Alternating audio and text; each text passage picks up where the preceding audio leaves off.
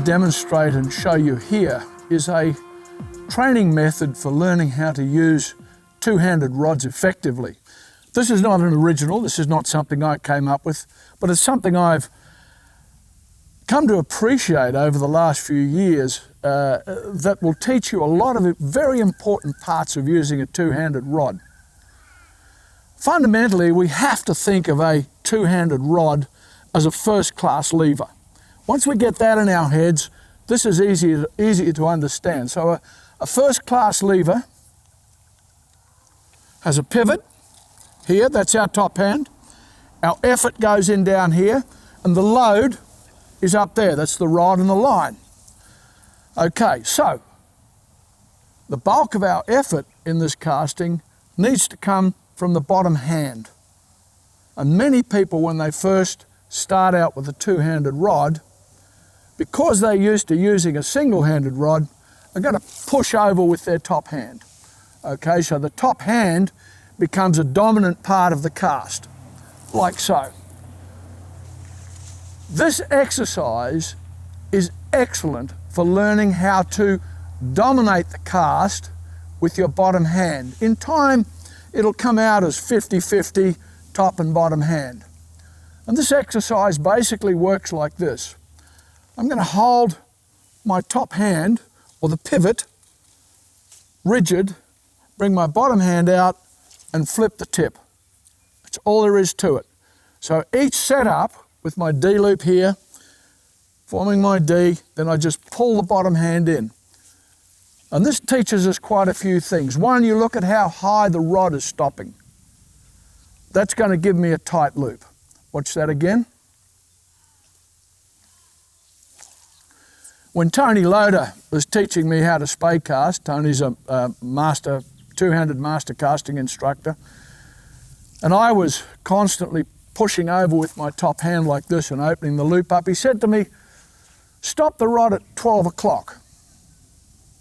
He said, you won't stop it at 12, you'll probably stop it at about 11, but think of stopping it at 12. And that is going to tighten your loop up considerably. And that looks like this. Beautiful tight loops.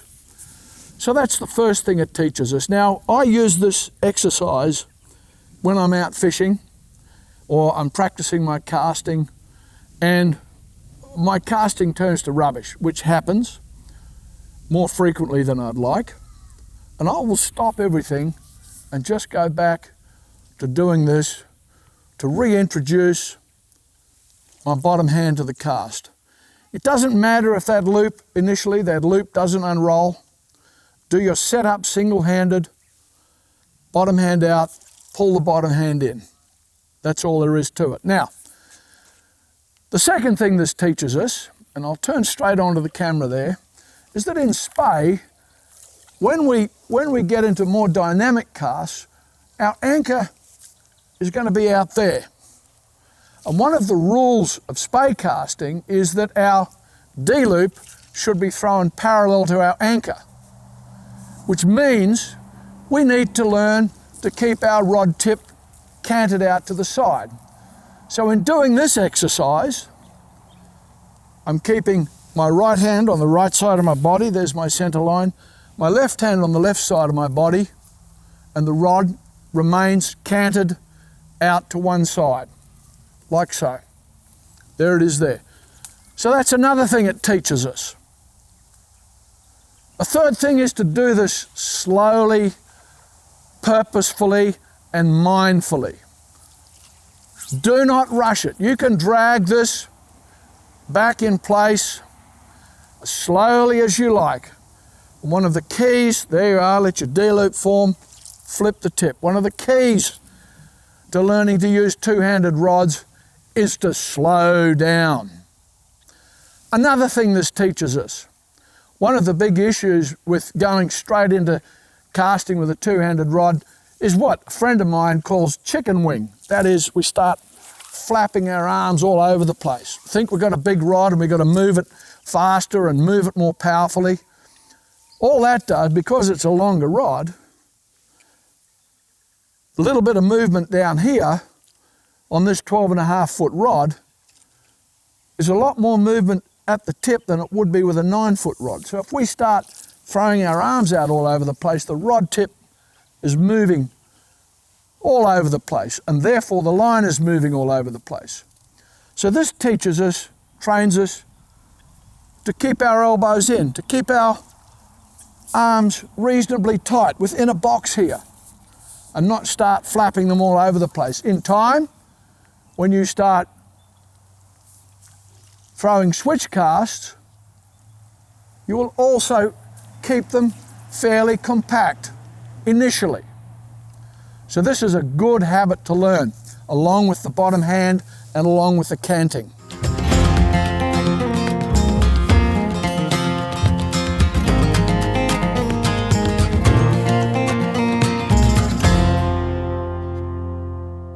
Another thing this teaches us is about overhang.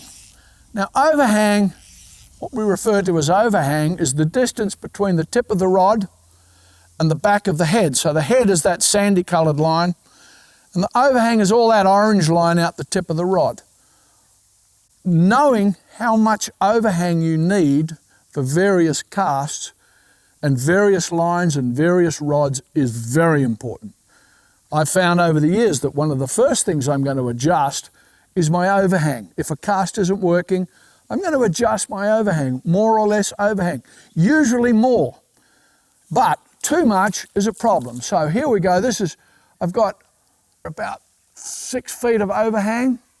Let's just see if the energy can go from the rod into the head with that much overhang. No. See, that didn't unroll. I'll pull even more overhang out. So that thin shooting line there just cannot move this heavier head section. There we are, more overhang. Now let's just see if I can... No, it didn't lift it off the water.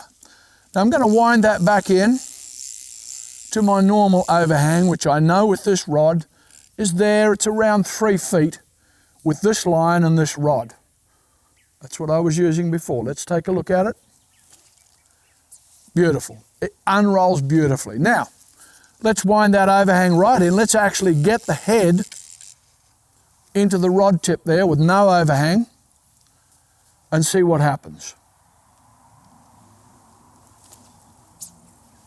That went high. And because the line just kicks around a lot more in the air because the energy going from the rod is going directly into the head. There's not that damping effect that the overhang has on the transition between the rod and the head. The other thing that having the back of the head in the rod does, and there are times when we need that. You know, when we don't have a lot of room behind us, we want that head, the back of the head in the rod tip. But a lot of the time, that head, that mass that's right at the rod tip, will cause the rod tip to counterflex a lot more, therefore opening our loop up. Okay, there's a classic example right there. You can see that rod tip has done that and it's opened the loop up. Once we start to form good energized loops with this technique, we can actually start to learn to shoot a bit of line.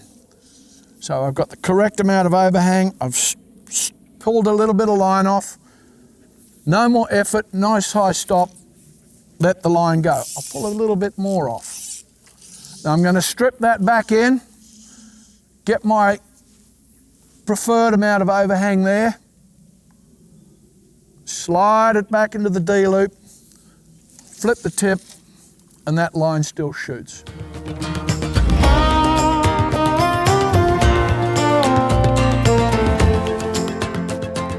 Another great part of this particular training exercise, and Simon Gorsworth said to me years ago, he said, whatever you do in your training in Spey, learn to cast left hand up for your other side, for this side of your body. Spey casting requires you to use both sides of your body because it's wind dependent.